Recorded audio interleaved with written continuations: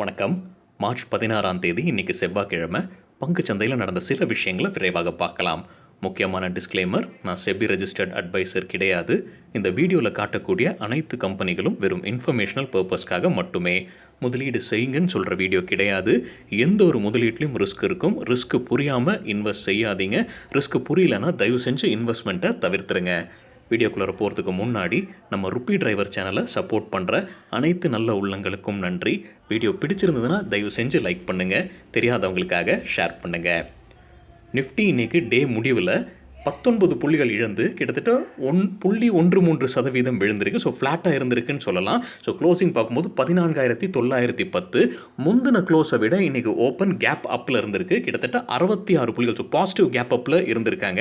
அதுக்கப்புறம் ஹையான 15,050க்கு மேலே போதும். ஆனால் 15,000 ஒரு சைக்கலாஜிக்கல் லெவலாக இருக்குது. அதை ஹோல்டு பண்ண முடியல. அங்கேருந்து செல்லிங் ஆரம்பிச்சு லோவான 14,890க்கு போயிருக்கு. ஸோ ஹையிலேருந்து கிட்டத்தட்ட 150 160 புள்ளிகள் இழந்திருக்கு நிஃப்டி.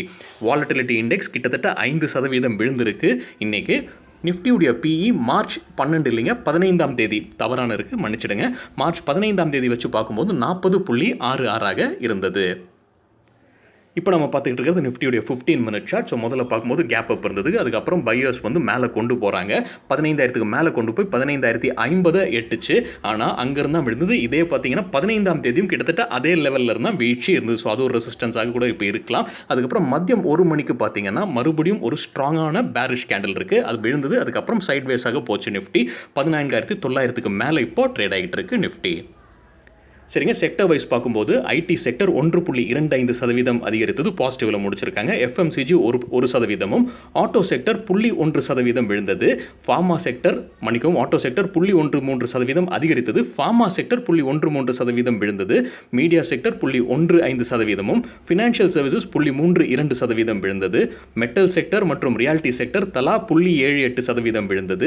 பிரைவேட் செக்டர் பேங்க் கிட்டத்தட்ட 1%, பேங்க் ஒட்டுமொத்தமாக 1%, பப்ளிக் செக்டர் பேங்க் 1.2% விழுந்தது.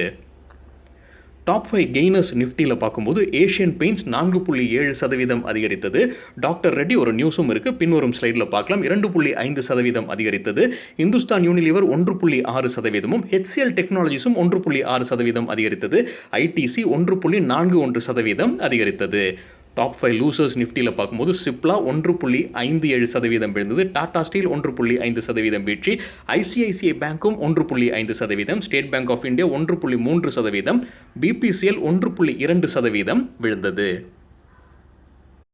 2 நாட்களுக்கு முன்னாடி ஆஸ்ட்ராசெனகா வேக்சின் குறித்து ஒரு நியூஸ் பார்த்துருந்தோம். யூரோப்பில் சில கண்ட்ரிஸ் அதை தற்காலிகமாக நிறுத்தி வைப்பதாக ஒரு செய்தியை நம்ம பார்த்துருந்தோம். அந்த பட்டியலில் இப்போ ஜெர்மனி, இட்டாலி மற்றும் பிரான்ஸ் இடம் பிடிக்கிறாங்க.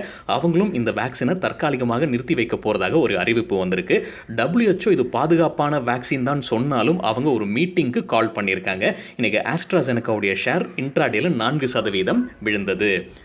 India grid trust rights issue பற்றி தகவல் அறிவிக்க போகிறதாக அறிவிச்சிருந்தாங்க. இன்றைக்கு மார்ச் 16ஆம் தேதி அந்த டீட்டெயில்ஸை சொல்லுவாங்கன்னு எதிர்பார்க்கப்பட்டது. இந்த வீடியோ செய்கிற நேரம் வரைக்கும் எந்த தகவலும் வெளிவரல. இன்ட்ராடேல 1.2% விழுந்தது இந்த கம்பெனியுடைய ஷேர் ப்ரைஸ். டாடா கம்யூனிகேஷன்ஸில் அரசுடைய ஷேர்ஸை செல் பண்ண போகிறதாக நம்ம முன்னே ஒரு நியூஸ் பார்த்துருந்தோம். அவங்க இன்னைக்கு மார்ச் 16 மற்றும் நாளைக்கு மார்ச் 17ஆம் தேதி ஆஃபர் ஃபார் சேல் வழியாக செல் பண்ணுறதாக முடிவெடுத்திருக்காங்க. மார்ச் 16ஆம் தேதி, அதாவது இன்னைக்கு நான் ரீட்டைல் கேட்டகரிக்கும் நாளைக்கு ரீட்டைல் கேட்டகரிக்கும் ஓப்பன் செய்கிறாங்க. ஃப்ளோர் ப்ரைஸ் பார்த்தீங்கன்னா 1161ன்னு நிர்ணயிச்சிருக்காங்க. இது நேற்று க்ளோசிங் ப்ரைஸை விட கம்பேர் பண்ணும்போது 10% டிஸ்கவுண்ட்டில் இருந்தது. இன்றைக்கி இன்ட்ராடேல கிட்டத்தட்ட 7% ஷேர் ப்ரைஸ் விழுந்தது டாடா கம்யூனிகேஷன்ஸ் கம்பெனியுடையது. ராம்கிருஷ்ணா ஃபோர்ஜிங்ஸில் ஒரு நெகட்டிவ் நியூஸ் இருக்குங்க. அவங்க ஆல்ரெடி இன்வெஸ்டர்ஸான தத்ஹஸ்து அட்வைசர்ஸ் 1.09% ஷேர்ஸ் வச்சுருந்தாங்க. அது முழுவதையும் அவங்க வித்துட்டதாக ஒரு செய்தி இருக்குது. லோட்டஸ் ஃபேமிலி ட்ரஸ்ட் இதை வாங்கியிருக்காங்க. இன்ட்ராடேல 5% விழுந்தது ராம்கிருஷ்ணா ஃபோர்ஜிங்ஸுடைய ஷேர் ப்ரைஸ். அதானி போர்ட்ஸில் ஒரு பாசிட்டிவான நியூஸ் இருக்குது. இன்ட்ராடேல 2.3% அதிகரித்தது ஷேர் ப்ரைஸ். என்ன நியூஸ்ன்னு பார்க்கும்போது ஸ்ரீலங்கன் கவர்மெண்ட் ப்ராஜெக்ட் ஒன்று இந்த கம்பெனிக்கு கிடைச்சிருக்குன்னு சொல்லியிருக்காங்க. என்ன வேல்யூ, என்ன மதிப்பு அப்படின்றது சொல்லலை. ஸோ இது கூட ஒரு காரணமாக இருந்திருக்கலாம் இன்றைக்கி ஷேர் ப்ரைஸ் 2.3% அதிகரித்ததற்கு. மேக்ஸ் ஹெல்த் கேர் சைட்லேருந்து ஒரு அப்டேட் இருக்குது. அவங்க சாகேத் சிட்டி ஹாஸ்பிட்டல்ஸில் கூடுதலாக 42.8% ஸ்டேக் வாங்க போகிறதாக ஒரு அறிவிப்பு. இன்ட்ராடேல 6.5% அதிகரித்தது மேக்ஸ் ஹெல்த் கேருடைய ஷேர் ப்ரைஸ். அவங்க ஆல்ரெடி இந்த சாகேத் சிட்டி ஹாஸ்பிட்டல்ஸில் 57% ஸ்டேக் வச்சுருக்காங்க. ஆர்த்தி ட்ரக்ஸ் மார்ச் 19ஆம் தேதி பைபேக் குறித்து முடிவெடுக்க போறதாக அறிவிச்சிருக்காங்க. இன்னைக்கு 6% அதிகரித்தது ஷேர் பிரைஸ். இதே ஆர்த்தி ட்ரக்ஸ் கம்பெனி தான் கடந்த செப்டம்பர் மாதம் ஒரு பிரம்மாண்ட போனஸ் அறிவிச்சிருந்தாங்க. அது ஒரு குறிப்பிடத்தக்க விஷயம். ஆல் கார்கோ லாஜிஸ்டிக்ஸ் நேத்தோ முந்தானத்து நம்ம ஒரு நியூஸ் பார்த்துருந்தோம். அவங்க கண்டெய்னர் கார்பரேஷனில் இன்வெஸ்ட் செய்யறதுக்கு முயற்சித்துட்டு இருக்காங்க. அவங்க டிவிடெண்ட் அனௌன்ஸ் பண்ணியிருக்காங்க. ₹2 ஒரு ஷேருக்கு. மார்ச் 23 ரெக்கார்ட் டேட்டா அறிவிச்சிருக்காங்க. இன்னைக்கு இன்ட்ராடேல 1.4% அதிகரித்தது இந்த கம்பெனியுடைய ஷேர் பிரைஸ். டாக்டர் ரெட்டிஸ்க்கு ஒரு பாசிட்டிவான நியூஸ் இருக்குது. அவங்க ஸ்பட்னிக் வேக்சினை ட்ரையல் பண்ணிக்கிட்டு வராங்க. அதில் ஃபேஸ் 3 முடிஞ்சிருக்குன்னு கம்பெனி தரப்புலேருந்து அப்டேட் இருக்குது. ரிசல்ட்ஸ் வந்து ஏப்ரல் மாதத்தில் வெளியிடுவதற்கான வாய்ப்புகள் இருக்குன்னு சொல்லப்படுது. இன்ட்ராடேல 2.8% அதிகரித்தது இந்த கம்பெனியுடைய share price. India bulls housing finance Rana Kapoor அவருடைய சொத்தை விற்றுருக்காங்க. 114 கோடி மதிப்பிற்கான சொத்து.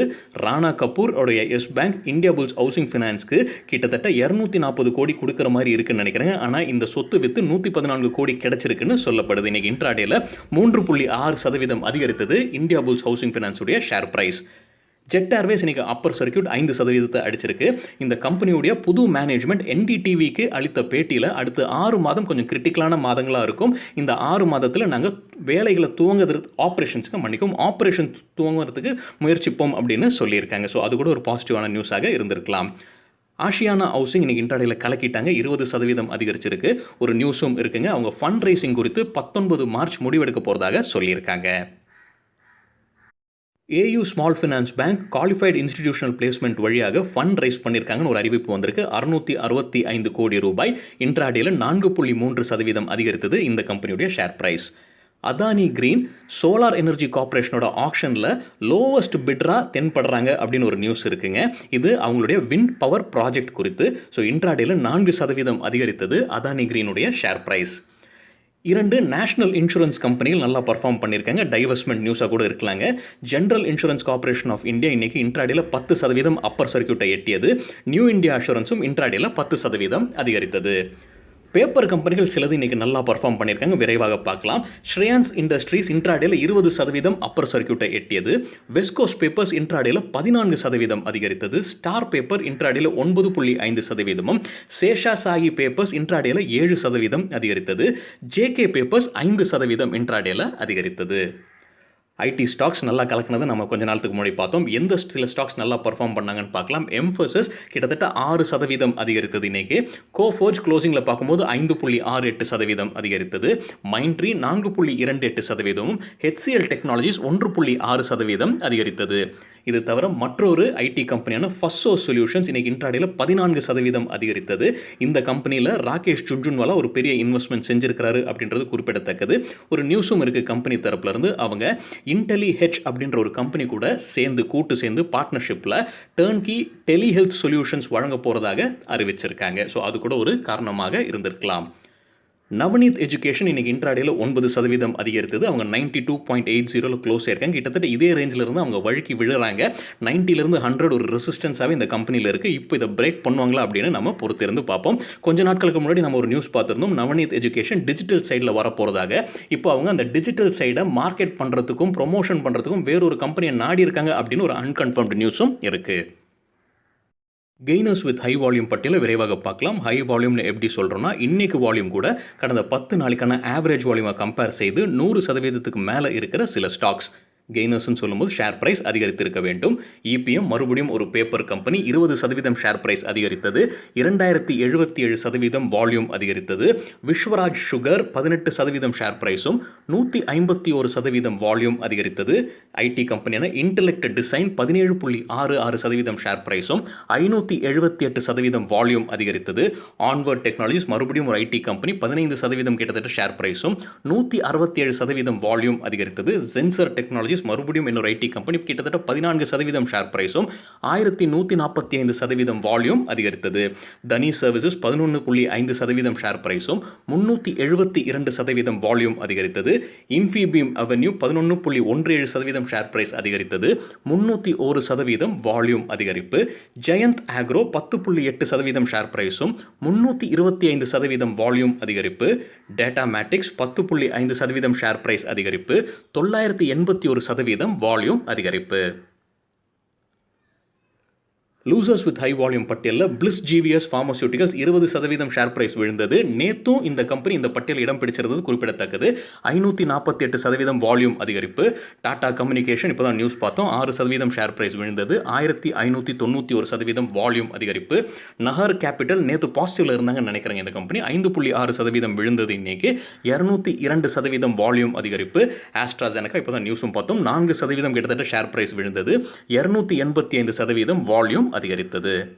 சரிங்க, இதுதான் சில விஷயங்கள் என்னுடைய பார்வைக்கு எட்டியது. உங்களுக்கு ஏதாவது இன்ட்ரெஸ்டிங்கான விஷயம் தென்பட்டிருந்ததுன்னா தயவு செஞ்சு பகிர்ந்து கொள்ளுங்கள். வீடியோ பற்றியான ஃபீட்பேக்கும் தயவு செஞ்சு பகிர்ந்து கொள்ளுங்கள். நன்றி, வணக்கம்.